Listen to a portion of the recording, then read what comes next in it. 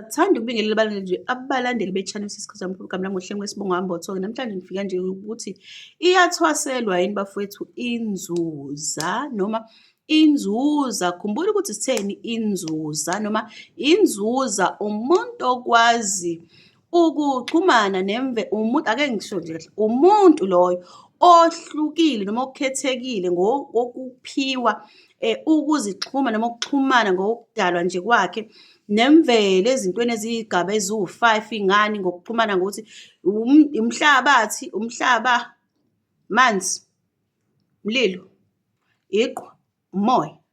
Yonke le nto itholakala kuye emzimbeni wakhe. Inyama yakhe imele inhlabathi, umoya wakhe umoya, phefumulo. Phinde futhi kuzoba ukushisa kutholakala emzimbeni, impela kumele umlilo. Kuphinde kuzoba ukuthula ungabi nolaka, ukwazi ukuba nokwehla, kumele inike lokho, kumele iqhwa. Mase zonke lezi zinto kuye zihlanganisa isimo sokuhlezi umuntu okahle ophakathi nendawo. Sibala ini? Ukuthula noxolo, i-rainbow, uyabona, noma uthingo lamakhosazana, ukuze ehlezi esesimweni esikahle. Kuthi uma kukhona akuzwayo, mase hlangana nazo zonke lezi ndawo engibalile, kunabanikazi bakhona abahlala khona akwazi ukuxhumana nabo naye, ngoba enayo indlela yokuthi uvunyelwe vele ukuthi axhumane nemvelo enjengale. Mayihlangana nemvelo enjengaleyo, thintana nabanikazi bakhona ngalezo zindawo. Kuyenzeka uthole ukuthi uyakwazi ukuthintana uvumelekile ukuxhumana namanzi, uyakwazi ukuxhumana namanzi, mhlawumbe uyakwazi ukuxhumana nomlilo. Iningi labantu-ke bakwazi ukuxhumana namanzi, shuthi bavumelekile ukuthi beyokhuluma nabantu basemanzini, ukulekelela nokusiza abanye abantu, uyabona, into ekanjalo. Sho ukuthi la ngizokhuluma-ke ngendaba ethi nakanjalo ngiphinde ngoba nakanjalo nangokomoya, uthole ukuthi uyakwazi yini ukuthi abe umuntu uma usuxhumana kakhulu ngomoya, uthole ukuthi umuntu unomoya uthandaza kakhulu, uyakwazi yini ukuzixhuma nomoya, ukwazi ukuthi yonke into esuke eyikhuluma noma yonke into asuke eyifisela omunye umuntu ziyamlalela izingilosi nezithunywa zonke, akwazi ukuthi lowo muntu aphile ngoba umoya wakhe ugijima kakhulu. Uthi uyaxhumana nezinyandezulu, nabantu bezulu, nezingilosi zezulu, uyabona. Masikhuluma ngezulu, sikhuluma ngabantu abasuke bengasekho, abasuke besehlele ezulwini lomndeni elihlambulukile, abangekho ngaphandle kwezindawo ezithize. Yonke imiyalezo uyakwazi ukuthatha uyise ngqo, umuntu loyo akwazi ukubheka impilo yomuntu ngomoya, uyabona, kanjalo-ke avela amtshathayo wena kanje. Phinde futhi uyakwazi ukuxhumana nabantu into ekanjalo bafethu, engathi ngiphindele emuva ngoba ngike ngakuchaza konke lokhu. Umbuzo-ke ula, umuntu oyinzuza noma olethelana kukhanya esimweni sempilo somuntu okuhle noma okwazi ukubamba ukuthi ekhaya noma kuwena empilweni yakho kunezimo ezibhedayo ezidinga ukulungiswa, noma kunokuphila noma kunokufa, noma uzothola okuhle noma uzothola okubi, ngoba emhlabeni kuzokwenzeka lokhu noma okuhle, noma emhlabeni kuzokwenzeka okubi. Loyo muntu loyo okwazi ukuxhumana nemvelo yonke le ngibalile. Uyathwasa yini umuntu athwasela inzuza? Asiqale lana-ke sibale, ziwu-5 lezi zinto: umoya, umlilo, inhlabathi, iqhwa, manzi. Uyayithwasela lezi zinto? Cha, inzuza awuyithwaseli. Inzuza awuyithwaseli ngoba uzalwa nakho vele kukuwena. Into eyenziwa umuntu ukuzalwa ephathiswe izinto ayofika azilungise ekhaya. Okungenzeka ukuthi lo muntu, laba bantu azalwe ngaphansi kwabo, babe sebabantu abathwasa bangaphuma ephehlweni, okwenza ukuthi phakathi kwalezi zinto zo-5 kube khona engezisebenzi kahle, ngoba ayidonsi kahle, idonse emumva, yabona. Lowo muntu ufanele alungise leyo yinto. Ake sithi mhlawumbe ukhokho wakho wahamba eyinyanga mthakathi, uyabona, emndenini ongasekho bangamfaka waxoshwa, lowo muntu uphezu kwakho, uzolungisela yena angithi uyabona, ulungisela shuthi umhlabathi owadlulayo kanye nomphefumulo. Shuthi inhlabathi nomoya, yabona? Akukona ukuthi konke.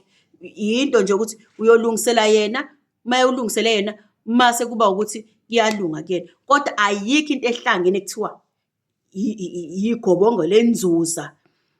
Ayihlangani lento, uyilungisa ngawani. Kuye ngokuthi omunye kungenzeka ukuthi bashayana ekhaya bagwazana babulalana, uyabona? Sekufanele uyoqedwa ulaka, uyayibona leyo nto? Ungena ngaphansi kolaka, lezo zinto angeke uze uy'thwasele, ngeke uze uhambe uyothwasela ukuthi kwaba nolaka ekhaya. Ayihlangani kahle kahle.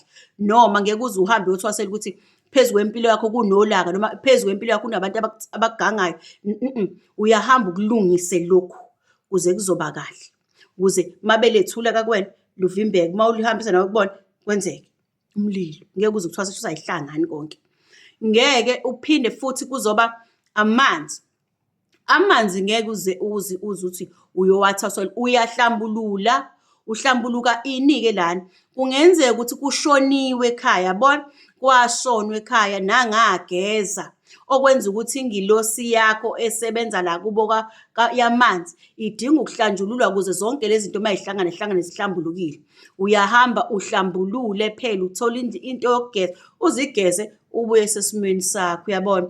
Mase uyahlambuluka ngokuxhumana nabanikazi bamanzi. Mase uhlambulukile uthole umuntu ozokuhlambulula, uhlambuluke ukwazi ukuxhumana nabanikazi bamanzi, uyabona?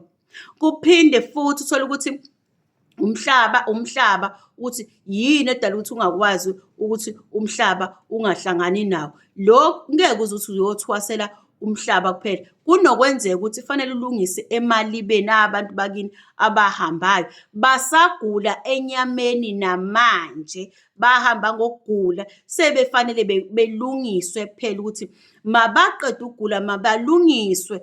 Kube yinto ekanjalo, uyabona mawubheka ukuthi ngeke uze uthi uyayithwasela lento ukuthi ngithwasela inzuza. Ulungisa ngawani ngoba nawe mawubheka iy'nkinga zakho zonke lezi zinto zo-5 yizona ey'kwazi ukuletha ukuthi hawu unenkinga wena bekuthi fanele ngokwelikamoya fanele ulungise ukuthi abantu bakini umoya wakho awuphakami kahle, ingilosi yakho ayiphakami kahle ngoba iphazanyiswa abantu ababe isangoma, umthandazi, inyanga, umthakathi. Kwelikamoya lonke, masikhuluma nje ngomoya sibala labo bantu, uyabona? So nangu umthakathi khona lapho kunesithunywa sengilosi efuna ukugijima ngoba iwumoya, iy'nkanyezi ehlezi igada ubusuku nemini. Naba laba babethakatha benza konke, kungena la ngaphansi kwamoya owawunesiphiwo. Ngikhuluma nabantu abanesiphiwo, angikhulumi nje ngomuntu othi hawu nami nganginomuphi, cha angisho lokho. Sekufanele ulungise-ke labo bantu, uyabo? Uthole ukuthi mhlawumbe uzokwenza igobongo laloyo muntu, uyabona? Akukona ukuthi uzoyithwasela zonke lezi zinto, cha bobo. Noma ziyathwasela noma zidluwela igobongo. Cha, akunjalo, uyabona?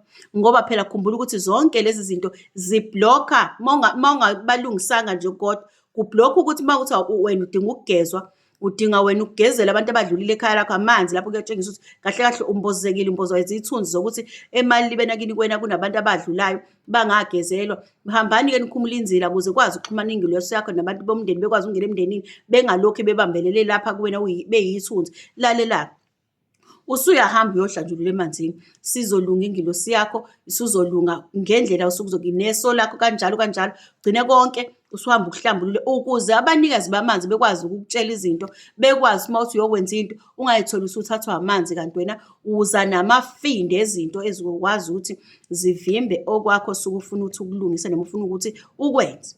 Ngale ndlela engisho ngayo, ayikho into ekuthiwa ukuthwasela inzuza, ayikho bafowethu.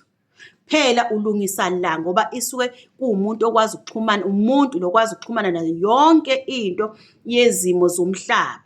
Mbali ngathi inhlabathi, ngathi amanzi, ngathi umoya, ngase ngizothi umlilo, ngase ngizothi yiqhwa, uyabona? Lezi zinto zikwazi ukuxhumana nalo muntu osuke kuthiwa zihlangana zonke emzimbeni wakhe ngoba zisuke zikhona, zikwazi zifakiwe ngokungamandla okwazi axhumana nazo zonke lezi zinto. Lezi zinto ayitholakala endaweni. Kuyenzeka ukuthi omunye atholakale kwenye indawo, omunye atholakale amanzi, omunye atholakale emanzini, omunye amanzi-ke ngingixoxele, amanzi mawahlanganisa nomlilo kuvele kucishe. Yingakho behlala ey'gabeni ey'hlukene kodwa behlangana emzimbeni wakho. Ngithi yabo, into ekanjalo.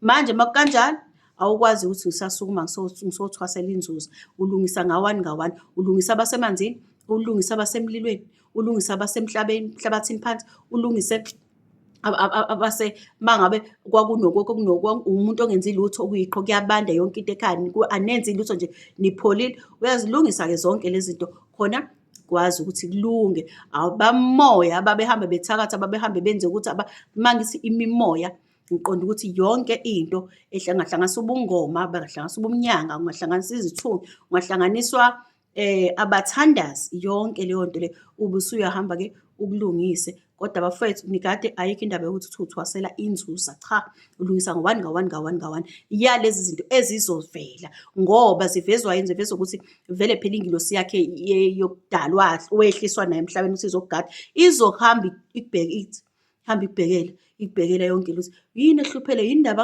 angapheleli kahle hle? Izokulethela ngemaphupho, izokulethela ngey'bonakaliso, izokulethela ngayo yonke indlela ukwazi ukuzithola wena ukuthi ungubani empilweni yakho. Okwanamhlanje ngisacela ukuthi ngime lapho. Ngiyabonga bafowethu.